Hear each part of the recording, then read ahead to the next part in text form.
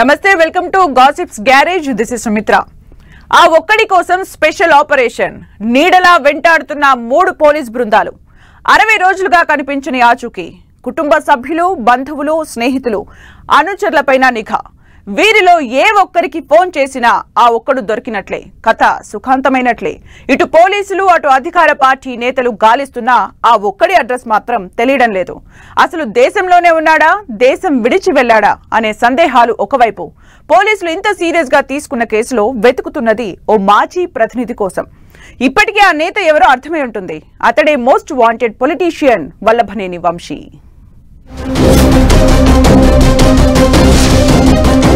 వల్లభనేని వంశీ గన్నవరం మాజీ ఎమ్మెల్యే. ఏపీలో most wanted. 60 రోజులుగా ఎక్కడున్నారో తెలియదు. గన్నవరం టీడీపీ కార్యాలయంపై దాడి కేసులో 71వ నిందితుడు. ఈ కేసులో ఇప్పటి వరకు దాదాపు 18 మంది అరెస్ట్ అయ్యారు. వీరంతా వంశీ అనుచరులే. కొందరు బెయిల్పై బయటకొస్తే మరికొందరు గన్నవరం సబ్ జైల్లో రిమాండ్ ఖైదీలుగా ఉన్నారు. ఇక ఈ కేసులో 71వ నిందితుడైన మాజీ ఎమ్మెల్యే వంశీ కోసం పోలీసులు తీవ్రంగా గాలిస్తున్నారు. 3 ప్రత్యేక బృందాలను నియమించి మరీ జల్లెడ పడుతున్నారు. ప్రభుత్వం, పోలీసులు ఇంత తీవ్రంగా గాలించడానికి కారణాలు చాలానే ఉన్నాయి. ఈ కేసులో వంశీ అరెస్ట్ అయితే వెంటనే బెయిలొచ్చే అవకాశాలు ఉన్నాయంటున్నాయి న్యాయవాద వర్గాలు.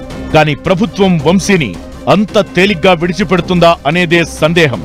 సరిగ్గా ఈ అనుమానంతోనే వంశీ కూడా తన అడ్రస్ తెలియకుండా అండర్ గ్రౌండ్ లోకి వెళ్లిపోయారంటున్నారు. అయితే 60 రోజులుగా వంశీ కదలికలపై పెద్దగా పట్టించుకోని ప్రభుత్వం ఇప్పుడే ఎందుకింత సీరియస్ గా గాలిస్తోంది? గన్నవరం టీడీపీ కార్యాలయంపై దాడి కేసుతో పాటు ఇంకేమైనా కేసులు పెండింగ్ లో ఉన్నాయా అనే ప్రశ్నలు తలెత్తుతున్నాయి.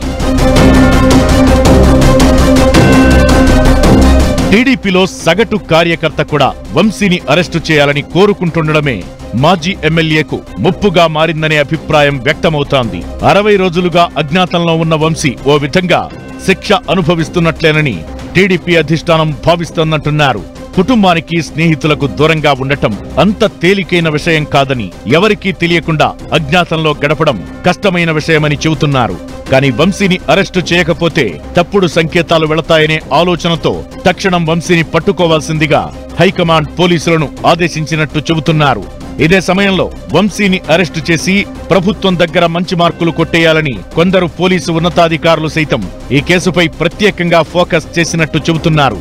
ప్రభుత్వానికి టార్గెట్ అయిన వంశీని అరెస్టు చేయడమే తమ లక్ష్యంగా కొందరు పోలీసు ఉన్నతాధికారులు ఈ కేసుపై రేయింబవళ్లు వర్క్ చేస్తున్నారని టాక్.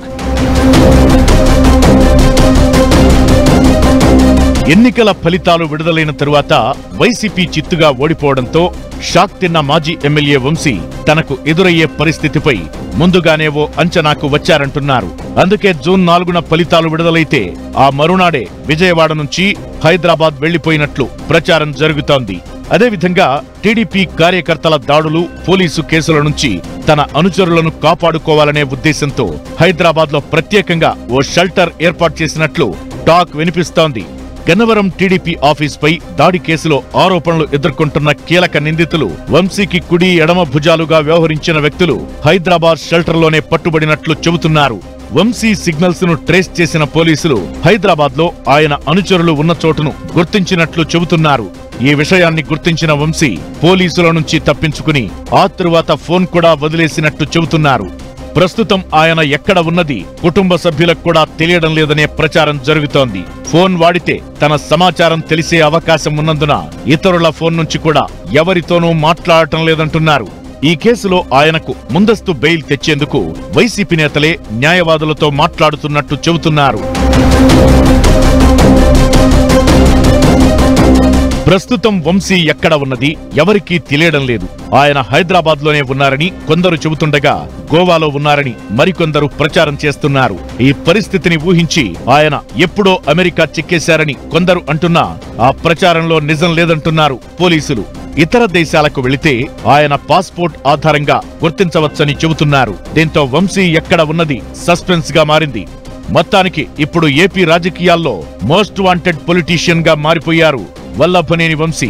ఆయన పట్టుబడితే ప్రభుత్వం ఎలా శిక్షిస్తుందో గాని పోలీసులకు చిక్కకుండా వంశీ తనకు తాను శిక్ష అనుభవిస్తున్నారని అంటున్నారు పరిశీలకులు.